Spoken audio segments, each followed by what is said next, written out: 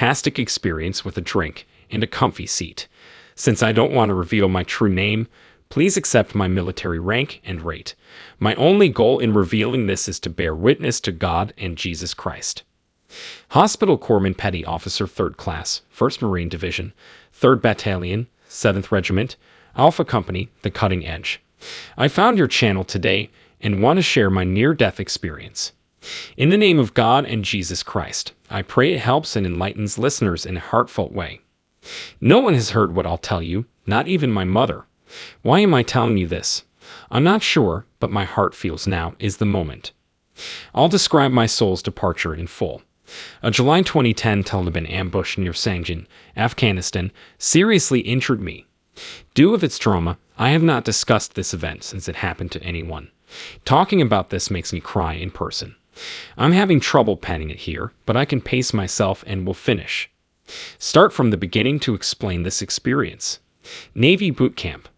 I wanted to work in medicine and obtained good marks, but I couldn't afford college or meet scholarship requirements in high school. The military recruiters came to our high school, promised to pay for college, and it was done. I took a bus to Illinois for Christmas while Navy basic training at the end of 2007. Navy drill sergeants, or RDCs, yelled at me for 8 weeks. 5 months at a school across from Hospital Corpsman Boot Camp followed. As an FMF corpsman, I had to train with the Marines near San Diego. After my wonderful winter training, the Marine Corps doesn't have its own medics. The Navy provides combat medics, which are Fleet Marine Force Hospital Corpsmen. I'm proud to be Doc. My rate is the most decorated in all branches, so I'm proud. Most Medal of Honors go to Hospital Corpsmen. I was trained to leap on the grenade that enters the hole and sprint under machine gun fire to rescue his wounded friend. I learned to be proud to perform such things for my team from the Navy. He was an indoctrinated satanic determinist and a proud fighter for the Serpent's Nation, which I didn't know. I'd fought for the Serpent's Nation before. Little can be said about war. It's all useless. People must comprehend that Afghanistan was different from Vietnam or World War II. Not that the war was less deadly than others, but our approach was different. U.S. Marines patrolled southern Afghanistan desert wetlands, were shot and blown up by IEDs daily. We occasionally won Air Force or Predator drone Hellfire missile revenge, but not often. No gunfire was the scariest because it generally meant an RPG or a premeditated attack or trap. We hated extended silences. They were deadly. I never thought I would be the one dying, even though no Marines died on my watch. I was the most careful in my squad. I was in the middle of it with my brothers, but I wasn't a marksman. I saved lives as a Christian. While I wanted to do that, I also believed the patriotic, uplifting myths we were taught at the time. I should have known the enemy was domestic. A scorching summer day, July 14, 2010. Never forget. Wake up, lost chest to buddy, have breakfast, take a 1-minute baby wipe shower, and patrol. It must have been close to 100 degrees Fahrenheit by 10 a.m., and we were patrolling the wetlands near Sangin by midday. We ducked for cover when gunshots started flying by us as we walked through this swampy region. After reaching the enemy, my firing squad started suppressive fire, and I checked for casualties. Everyone reported being okay after retreating to a nearby wall. We were trapped on this wall by AK-47s and a PK machine gun from a hillside. We assumed Bravo had cleared the day before, but we suspect the Taliban got lucky and scouted Bravo going through there and clearing the area without alerting them. They attacked us unexpectedly. We originally assumed it was one bunch of males, but there were at least 5 or 6 in 2 groups. Sitting ducks on the wall, the other group rapidly moved to triangulate us with the decoy group shooting at us. I told you we retreated, and worse, they got ready to do so without us noticing it until it was too late. After being shot, I didn't hear anything until I fell. My chest was impacted first by the thunderous ringing. My energy was sapped and I briefly blacked out. A second bullet entered my left leg, a third struck my left arm, and a fourth struck my chest again, this time on the left. This blacked me out again for seconds. After hitting the ground, I tasted blood while going in and out of consciousness. I had problems breathing while lying on the ground. My guys yelled that I was hit, and I felt dragged to cover by a tree near the wall. Now that the pain was gone, I was floating over my body. As I watched them exert pressure on my wounds, administer a tourniquet on my leg, call in air support, and fight with all their might, I felt serenity. I flew into space. I realized I no longer cared about Earth. I didn't care about wartime death. Content, I witnessed a tunnel, doorway, or something open with dazzling brightness. It wasn't blinding like the sun. I could look into it, and I was quickly captivated. It looked like a wormhole. I expected sound, but heard nothing. I gazed out the tunnel walls and saw stars and the universe racing by because I was moving so rapidly. I stopped abruptly. Very odd sight. Instead of blue, the sky was light and blackness. I gazed into the darkness and saw a pit, a deep dark hole with a faint fire glow. I heard faint screams and moved toward it out of curiosity to look down it, but a force stopped me and a voice said, "You don't want to go over there." I stopped, looked down, and saw I was on the edge of the most lush green grass you can imagine. As I approached that big hole, or trench, the grass turned yellow, then brown, then burnt. It was an abyss with darkness, ash, and dirt nearby, as the Bible states. In contrast, the light had the most beautiful colors, and I could see Jesus' kingdom. I thought it was blurry. I knew it was there, but I couldn't see what was going within the kingdom or who was there. I understood then that I could not enter heaven at this time.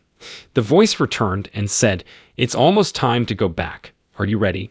This time it was a man. From nothingness, pure light created a humanoid figure before my eyes. I immediately recognized Jesus. I declared Jesus my Lord and considered kneeling. When I thought of it, he said, "Yes, it is I, please stand," in the most funny yet understanding voice. He replied, "I'm going to show you something before you go, and I want you to tell everyone on earth what I show you." I started asking him questions because we were communicating mentally. He murmured, "Watch," in a calm, kind voice, and disappeared, changing the area I was in. It hit me that I was back on earth. I also breathed. I saw myself in my body, but not in the war. I looked around and saw Earth, but something seemed different. My cheek hurt as I squeezed it. Yes, I'd lived. Reassurances were given multiple times. At that moment, I was certain. I lived again. I rose again. It was in my heart. When I looked up, I heard trumpets and other horns. The sky cracked up, and the tunnel I traveled in after being shot emitted light and covered the earth. I then saw that I was surrounded by other people, and we were all lifted 5 feet off the ground. We couldn't control our body movement and faced the sky opening. Stars appeared to burst out of the light tunnel toward Earth. I watched them shoot straight up, a beam of pure white light shooting stars. They were angels descending down to Earth and capturing humans. After watching this for a while, I thought, wait a second. No angel is coming for me. What about me? Am I going to be left behind? We all turned around in unison, still floating helplessly slightly above the ground, and saw devouring people down my street. A group of demons ran at the immobile. The demons ate the wretched victims alive while they floated. As I was powerless to leave, I felt a terrible panic. The demons resembled the Egyptian gods portrayed on Egyptian walls, part man, half predator beast. They were guided by their lords, the fallen angels, and I saw endless hordes of demonic hordes eating humans alive, led by UFOs in the sky. It was terrifying. Then angels came down and killed these demons with fire swords. I observed angels have advanced weapons. Not a sword, I noted. They hit the demons with. It protruded from their polished gauntlets like a stretched diamond. It looked nearly transparent, like a Star Wars hologram, rather than metal. Every angel had 2 of these diamond-looking weapons, one on each gauntlet. When they struck demons with them, a laser would emanate from their armor and burn them into ash. Angels would strike devils, and UFOs would flee at high speeds, as if afraid of them. It was advanced technology, but it looked like magic. Then I realized the demon horde was getting closer, and I couldn't move. I'm floating just above the earth with many others, and as the demons draw closer, I can hear the screams of individuals who can't move but are being eaten alive. I then heard a loud voice shout "Apis," audible worldwide. Time seemed to freeze, the monsters stopped, the screams of terror stopped, and the world seemed to hold its breath. The ground beneath us shook, and the sky, once chaotic, was suddenly silent. I had never seen such a vivid light from the sky. I felt like reality was being split apart, and a glorious figure descended from it. I saw Jesus, but not as I had previously. His armor was dazzling, and his gold crown gleamed with gemstones of every color. His eyes burned like fire, yet his sweet voice was authoritative. He spoke, "Children of earth, the time of reckoning has come. Those who have chosen the path of righteousness, come with me. Those who have turned away, face the consequences of your choices." The angels surrounded him, protecting him. They lifted faithful people who repented and accepted him into the air, pulling them closer to the light. Joy, tranquility, and unimaginable love were present. For others who looked away, the situation was very different. After pausing, the demons resumed their onslaught with greater vigor. The fallen angels led the evil hordes to destroy Earth. The ground collapsed, engulfing cities as ash darkened the skies. And smoke. I watched in despair as the fallen wreaked havoc on those left behind, but there were moments of hope. I saw people shouting out to Jesus, repenting, and being taken up by angels to join the saved even as they died. The war continued, but Jesus won. The earth changed after defeating every demon and fallen angel. A dazzling light replaced the darkness. Greenery grew and waters cleared on burnt terrain.